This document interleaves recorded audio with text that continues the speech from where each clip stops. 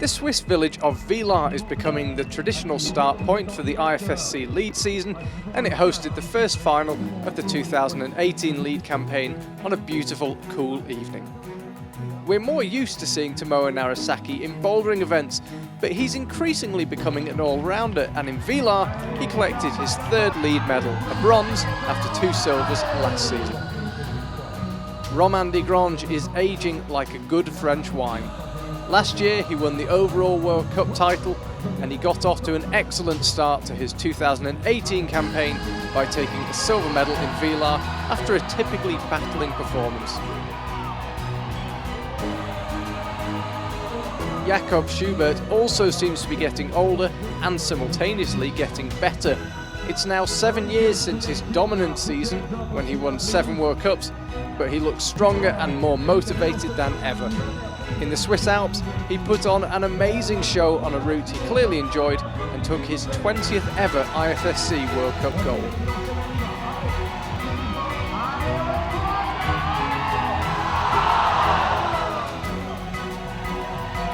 That was definitely the perfect start to the season. Yeah, haven't really processed it yet. Super happy.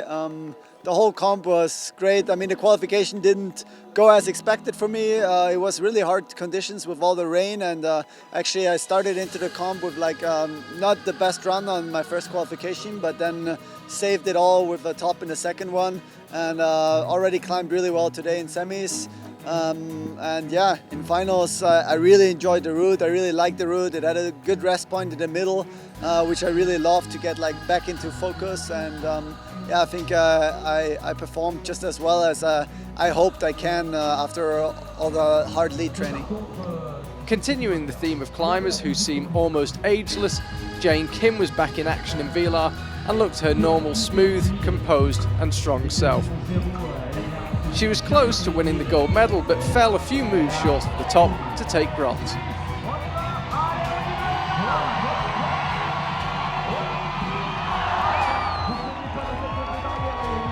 Jessie Pilz had, before Villars, stood on 9 World Cup podiums before.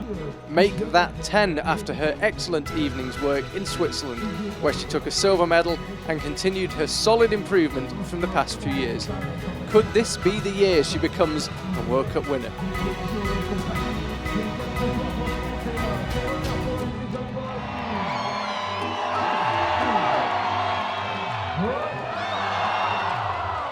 Having missed the last 4 Boulder World Cups, nobody, including her, was exactly sure what sort of form Janja Garnbret was in. The same form as ever, it would seem. If her competitors were hoping for a sign of weakness from her, as she looks to dominate a 3rd successive lead season, they would have been disappointed. She couldn't top the final route, but did enough to win and keep her as the only woman to have won a World Cup in Villars.